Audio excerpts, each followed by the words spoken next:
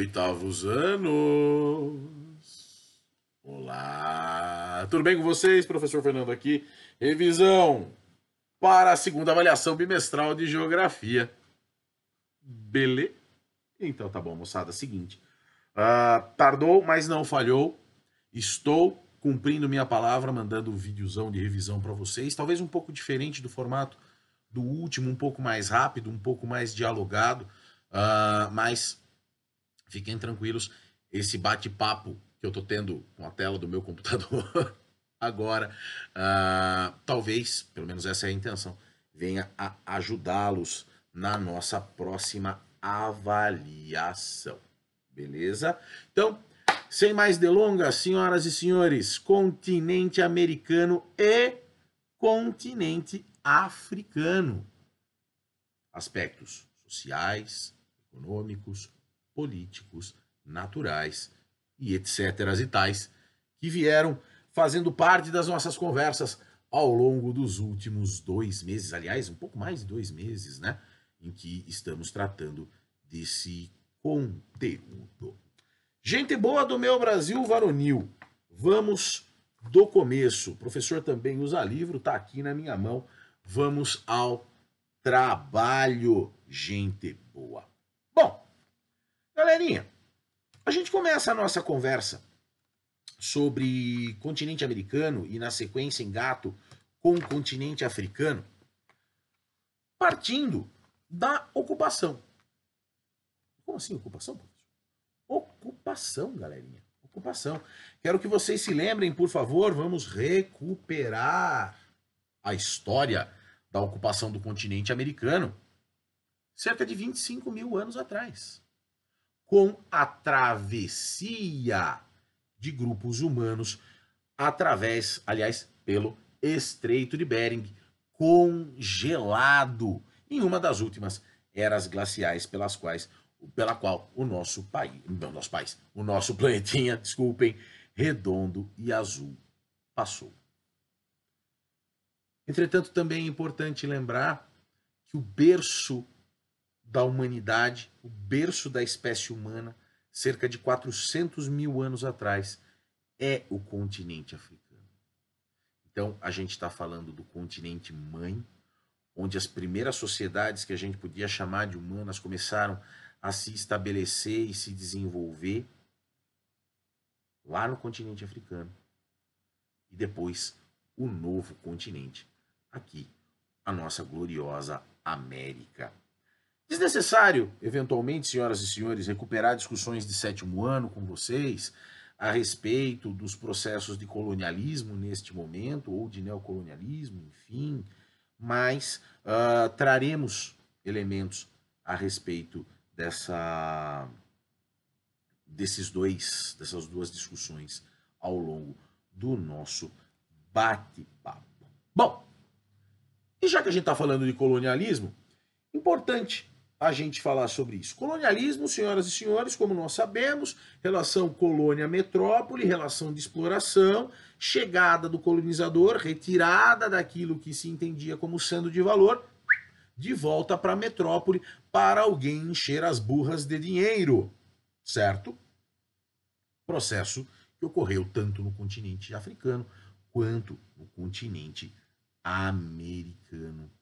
Em momentos, claro, diferentes, em fases diferentes do capitalismo, enfim, mas que fizeram e ainda fazem parte da nossa realidade quando nós olhamos para trás e percebemos e identificamos os países colonizadores e os países que foram colonizados. A história de África e América se confunde através do trabalho, se confunde, claro, através dos processos de exploração e, de certa forma não, certamente, se refletem na realidade que a maior parte das populações desses 2 continentes experimenta e vive até hoje. A realidade da escravidão, a realidade do colonialismo, a realidade dos conflitos militares, das instabilidades políticas, sociais, econômicas, etc., pelo qual esses dois continentes vêm passando ao longo de sua história, principalmente a história recente, digamos assim, os últimos 500 anos, e com mais emergência e com mais visibilidade nos últimos 200 anos, 300 anos, mais ou menos. Tá?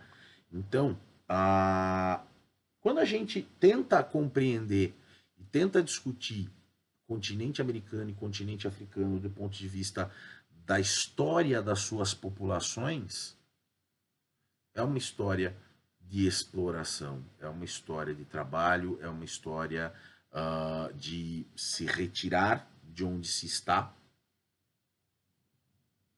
muitas vezes para um outro lugar.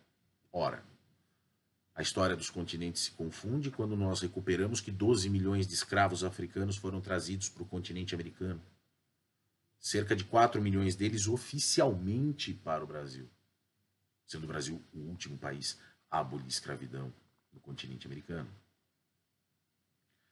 É necessário que a gente pense no seguinte: as populações desses lugares, ainda que subjugadas, e além de subjugadas, elas também, ao longo de sua história, foram sendo, entre aspas, deixadas para trás na esteira do chamado desenvolvimento, uma vez que a sua função era de fornecer mão de obra e matéria-prima. A relevância, principalmente da América Latina e do continente africano como um todo, com especial atenção à África subsaariana, é de exploração. Certo? Exploração dura e drástica, seja, como eu disse, de mão de obra, seja, como eu disse, de matérias-primas. Quando a gente fala de características demográficas ou características das populações de cada um desses lugares, é importante que a gente compreenda também algumas coisas que parecem boas, mas estão disfarçadas. A média das populações, tanto do continente africano quanto do continente americano, a média de idade é bastante baixa. Somos jovens ainda. Tá? Somos jovens ainda. Mas por que razão essas populações ainda são jovens? Não é? Em vista do mundo globalizado, em vista do mundo em que, pelo menos em teoria, o acesso à informação, ao conhecimento, à saúde, enfim, é universalizado. Porque não é universalizado. Boa parte, se pode dizer sem erro, que uma das razões pelas quais as populações de continente africano e de continente americano são jovens, em vista, muitas vezes, da sua baixa expectativa de vida. Ou seja, muitos jovens não têm a chance de envelhecer, por N razões, seja por guerra, seja por violência urbana, seja por fome, seja por falta de condições sanitárias dignas, o que quer que seja. A reflexão que eu convido as senhoras e os senhores a fazer é de que algumas populações ainda não ganharam o direito de envelhecer. Ainda que nós reconheçamos, e é importante reconhecer, a riqueza desses dois lugares, principalmente no que diz respeito a matérias-primas, e claro, é desnecessário dizer sobre sua cultura e sua história. Bom, isso levado em consideração, a gente precisa compreender que, como em todos os lugares do mundo, e aqui em Europa, em América e África não é diferente, os deslocamentos, as migrações, elas são muitas vezes marcadas por serem migrações forçadas, ou seja, a necessidade das pessoas se deslocarem para sobreviverem, certo? Fugindo da fome, ou fugindo da violência, ou fugindo da perseguição religiosa, de gênero, étnica, fugindo de catástrofes climáticas, golpes de Estado, crises das mais diversas. Tá? Ainda assim, é possível que a gente reconheça em alguns lugares, e aí eu dou uma especial atenção inicialmente ao continente americano, especialmente à América anglo-saxônica, Estados Unidos, e ainda mais especificamente, como sendo meta ou como sendo objetivo de populações migrantes. Ora, a ideia do sonho americano, ela é uma ideia palatável e agradável para qualquer pessoa que viva em condições mais difíceis de vida, em termos de qualidade de vida mesmo, acesso ao trabalho, educação, saúde. Ocorre que, como é do conhecimento dos senhores e das senhoras, é claro, esses movimentos migratórios, eles são muitas vezes, e vou dizer isso entre aspas, tá, descontrolados, porque são populações desesperadas e que encontram muitas vezes na recepção onde querem chegar, talvez comportamentos não muito amistosos, talvez comportamentos não acessíveis, talvez comportamentos não humanitários. Não é? A questão, senhoras e senhores, é que o fato de estarmos discutindo regiões, continentes e realidades que ainda são muito pobres, ainda que haja muita distância entre os mais pobres e os menos pobres, tanto no continente africano quanto no continente americano, a xenofobia é uma realidade. Xenofobia, o conhecimento das senhoras e dos senhores, é o preconceito para com pessoas ou grupos de pessoas, dada a sua origem. Vocês tiveram a oportunidade de ver comigo, e tenho certeza que viram em outras oportunidades, a situação dos refugiados, por exemplo, na fronteira entre dos refugiados e imigrantes, enfim, na fronteira entre México e Estados Unidos. Até recentemente, 2016, o presidente Donald Trump, ex-presidente Donald Trump dos Estados Unidos, propunha e chegou a levar a cabo em vários trechos da fronteira de México com os Estados Unidos a construção de um muro que impedisse a entrada dessas pessoas em território norte-americano. Mas, professor, isso aí não está errado. Como assim? Existe uma perspectiva, muitas vezes, de que esses migrantes, eles chegam aos lugares principalmente como, entre aspas, tá, ladrões. Mas não ladrão como a gente conhece, ladrão, me dá sua carteira. Não. São ladrões, entre aspas, de posições. Principalmente posições de emprego e salário. Só que aqui a gente não está falando de grandes competidores, de diretores de empresas, de gerentes, de superintendentes, de funcionários, de autoconhecimento. Não. A gente está falando de posições de trabalho consideradas menos nobres ou consideradas mais humildes, o nome que vocês quiserem dar. Normalmente posições relegadas a pessoas menos favorecidas. Porém, é necessário que a gente compreenda que os últimos 20 e poucos anos da nossa história têm sido marcados por crises homéricas, principalmente crises econômicas, que levam as populações locais daqueles lugares que querem ser alcançados por esses refugiados, por esses migrantes, como sendo imprescindíveis e necessárias para sua própria vida e seu próprio sustento. Isso é um fato, isso é uma realidade. A xenofobia, ela é motor de um pensamento um pouco mais violento, que está ligado ao preconceito, que está ligado ao racismo, que está ligado a uma série de elementos que permitem, entre aspas, algumas pessoas dizerem que este tipo de pessoa eu quero, este tipo eu não quero. E quando eu digo tipo de pessoa, pode dizer respeito à cor da pele, pode dizer respeito à religião, pode dizer respeito à orientação sexual, e por aí vai. Mas a realidade é que os grandes eixos de atração de pessoas, normalmente ligadas àquela possibilidade de encontrar um emprego, de ter uma vida melhor, funcionam exatamente como o nome diz. Eles são polos de atração. Por quê? Porque as pessoas buscam, almejam aquela realidade para si. Entretanto, mais uma vez, é importante entender que esse eixo ele não se encontra direcionado, por exemplo, só à América do Norte, só aos Estados Unidos, por exemplo. Quando a gente pensa aqui na América Latina, na América do Sul, é inevitável e impossível não falar da Venezuela, por exemplo. São milhões de deslocados, são milhões de imigrantes que saíram da Venezuela com direção à Colômbia, com direção ao Equador, com direção à Argentina, com direção ao Brasil.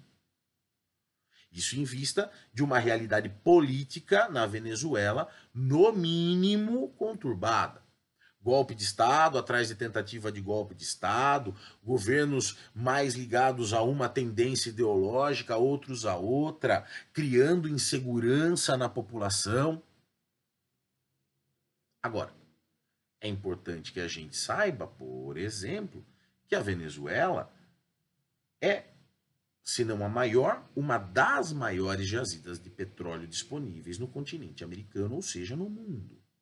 Ela é uma área de interesse do mundo, uma vez que o mundo tem sua economia baseada no petróleo.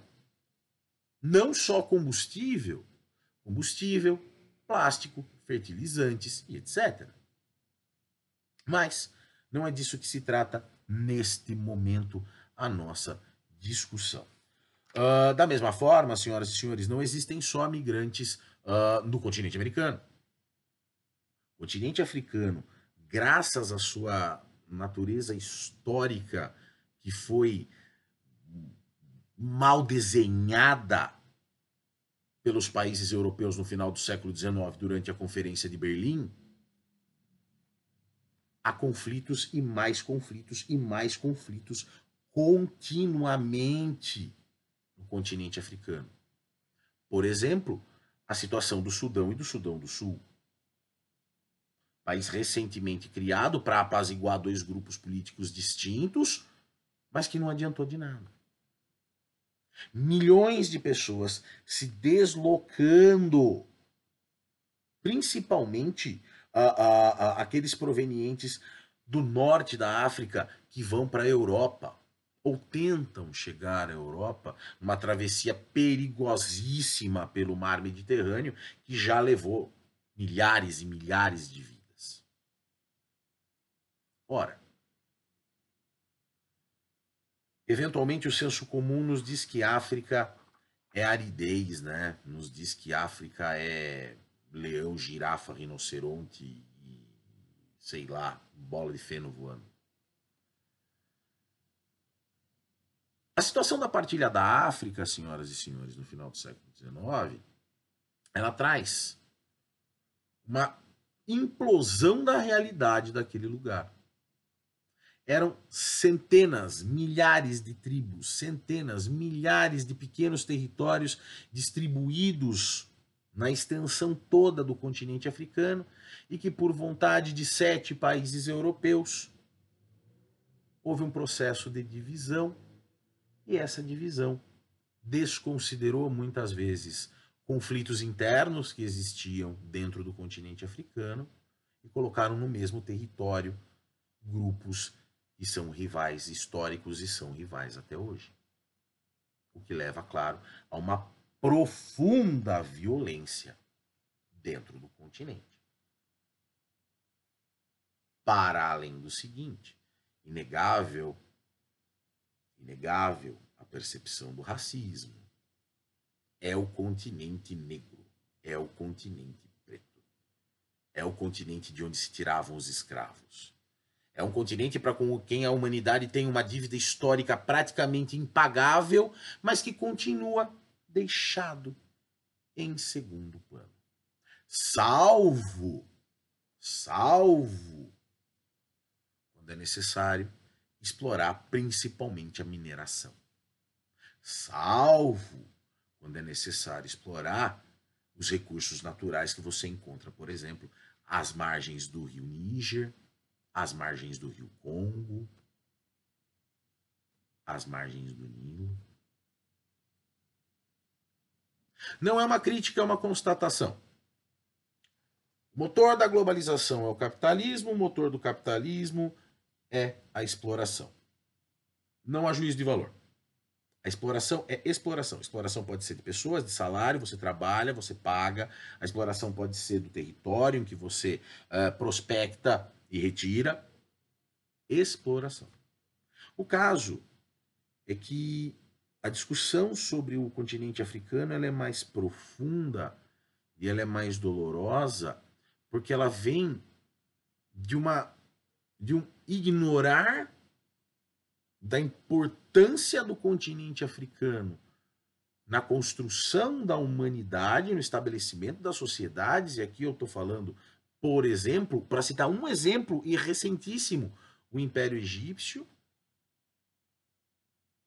e hoje ser o concentrador de países cujas taxas de índice de desenvolvimento humano são as mais baixas do mundo, cujas taxas cujos índices de saúde são os piores do mundo. Em nome de quê? É uma pergunta retórica, não há uma resposta e também não vou falar sobre isso na prova de vocês, mas convido vocês à reflexão. Ora, como disse no começo, grande parte das populações, tanto do continente americano quanto do continente africano, e aqui estou falando do continente africano de uma forma geral, e do continente americano especificamente da América Latina, muitas vezes não tem chance de alcançar a vida adulta ou a idade madura, por conta da violência, da falta de saúde, etc. Ora, não à toa que existem e se tenta de alguma forma sair de determinados lugares desses dois continentes. É a busca por uma vida melhor. Agora, essa fuga normalmente é realizada por pessoas jovens que têm baixa qualificação, certo? A qualidade da mão de obra é baixa, portanto o mercado de trabalho paga muito pouco, mas ainda assim está melhor. E aí? Qual que é o mercado de trabalho que uma pessoa com qualificação pequena encontra? Os trabalhos mais próximos da base, vamos dizer assim, de uma pirâmide em que você tem o trabalho mais braçal até o maior especialista. Qual espaço essas pessoas vão ocupar? A base ou o topo? E como isso se materializa nas relações estabelecidas entre as populações que, entre aspas, recebem e as populações que chegam? Peço para que vocês levem essa discussão em consideração. Porém, vamos adiante, senhoras e senhores. É necessário a gente falar também do quadro natural, de paisagem do continente americano e do continente africano. Tá? Não vou cobrá-los disso, não neste momento. Eu pretendo, ao longo do trabalho, fazer associações mais próximas em que vocês identifiquem melhor essa realidade da paisagem com a realidade social, econômica, política, tal, de cada lugar. Mas é importante que a gente entenda, por exemplo, que a riqueza natural de cada um desses continentes favorece determinadas atividades em detrimento a outras, é claro, mas que existem fundamentais diferenças. Essas diferenças a gente consegue, inclusive, regionalizar. É o caso do continente americano, por exemplo.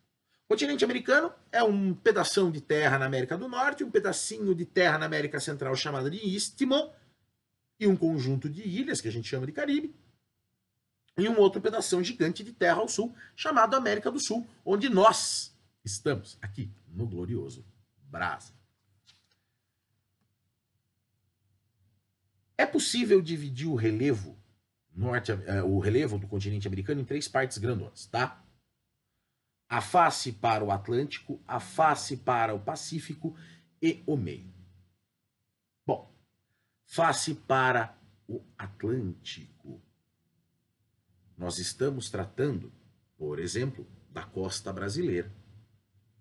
Nós estamos falando, senhoras e senhores, de relevos já bastante desgastados, mas que ainda vão ser possíveis de visualizar planaltos.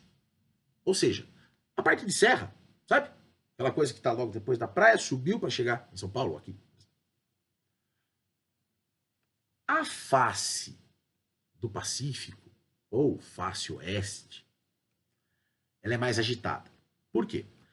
As bordas do continente americano, tanto a América do Norte quanto a América Central, um pouquinho da América Central, mas muito da América do Sul também, estão às bordas das placas tectônicas, tanto norte-americana quanto sul-americana. O que isso significa? Movimento tectônico, movimento sísmico intenso, alta atividade sísmica. Como que vocês vão lembrar disso? Ora, a face oeste do continente americano é caracterizada pelas grandes cadeias de montanhas. Aqui na América do Sul, a Cordilheira dos Andes e as montanhas rochosas nos Estados Unidos ao norte. Enquanto você tem uma faixa central mais rebaixada quando em comparação às outras duas. Mas vamos em frente. Tudo bem. O que acontece, senhoras e senhores, é que quando nós falamos de recurso natural no continente americano, a gente está falando de água, principalmente água. A gente está falando de matéria-prima, solo. E isso é datado desde o processo de exploração lá das grandes navegações. Não é? A galera vinha aqui, levava o que tinha, de volta para a metrópole na Europa. Porém, a realidade é que a gente precisa considerar que na atualidade, a gente está falando dos grandes produtores de comida do mundo. Não comida, vou explicar melhor. Dos grandes produtores agrícolas do mundo. A gente está falando de Estados Unidos, a gente está falando de Brasil, a gente está falando de Argentina, a gente está falando de um pedacinho do México. Ora, nós encontramos no continente americano as maiores produções de grãos, as maiores produções de proteína animal do mundo. Uma coisa está intimamente ligada à outra. Por quê?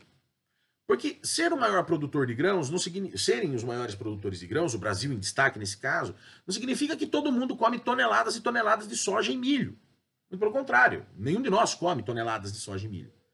Mas essas toneladas de soja e milho são produzidas para a fabricação de ração animal. Já falei para vocês, por exemplo, o Brasil tem mais gado do que gente. São 300 milhões de cabeças de gado contra 215, 220 milhões de pessoas. Esse gado come barbaridade. Lógico que come. E lógico, é necessário que a gente reconheça a importância desse traço da economia no nosso dia a dia. Lindo, perfeito. Agora, também é importante perceber que, falando de Brasil nesse caso, e também de outros países do continente americano, só o Brasil hoje tem 33 milhões de pessoas passando fome.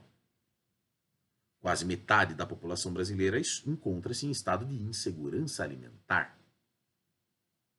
Para o maior produtor de grãos do mundo, talvez essa não seja a melhor notícia.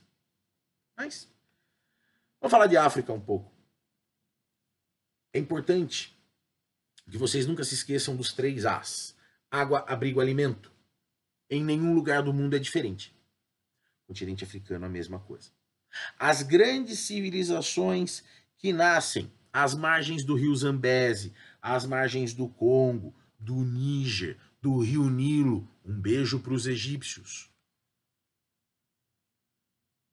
Recurso natural, solo, fertilizado pelos períodos de cheia desses rios. Porém, é importante também lembrar que a exploração mineral no continente africano, graças à sua estrutura geológica, é mais do que intensa, o que garante, de alguma forma, àquelas regiões um interesse, um despertar de interesse muito intenso, principalmente por parte das grandes corporações.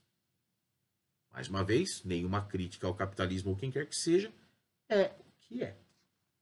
Correto? Perfeito, senhoras e senhores. Agora, de maneira geral, em linhas gerais, o que eu gostaria que vocês se